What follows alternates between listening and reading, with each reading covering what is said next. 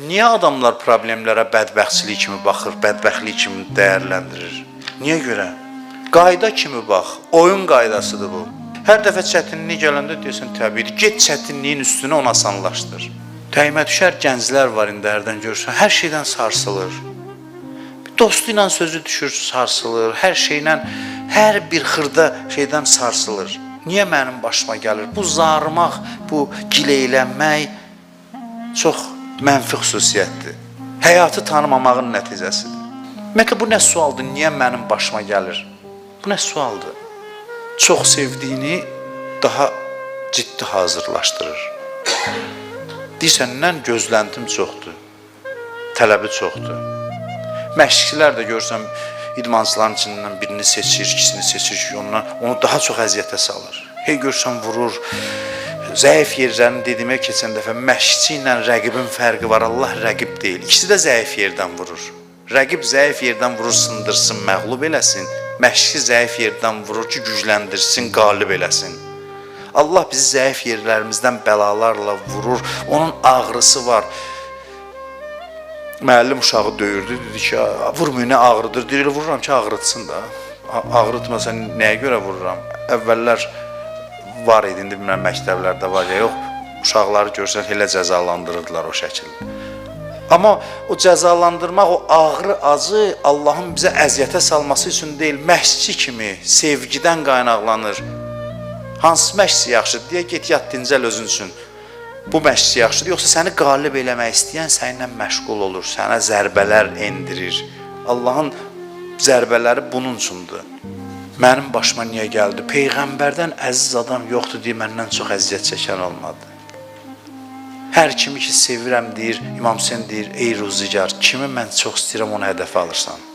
Bir əzizlərini əlindən verirdi, əleyhissalam, əlini üzünə vururdu, deyirdi, eynə Əmmar, eynə Malik.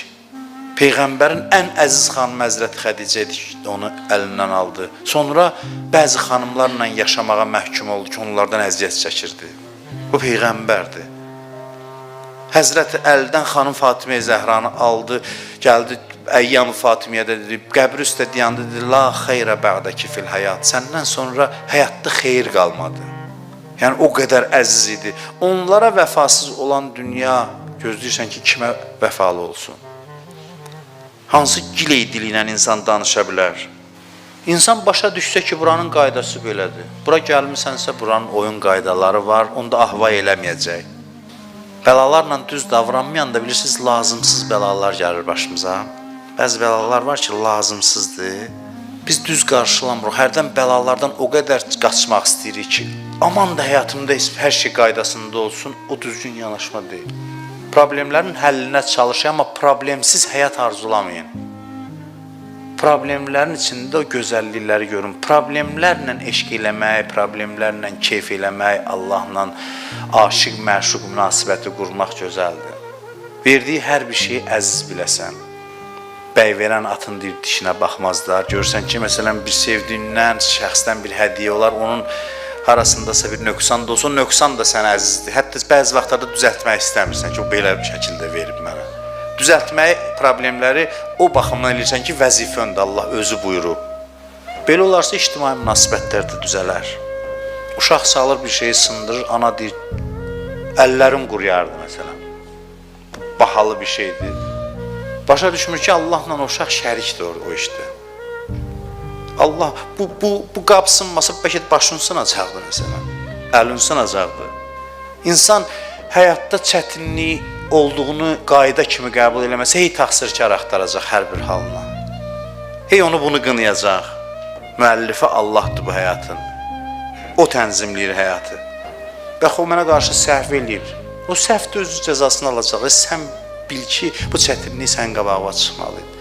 O səhvdir, sənə qarşı haqsızlıq edib cəzasını alacaq, o heç.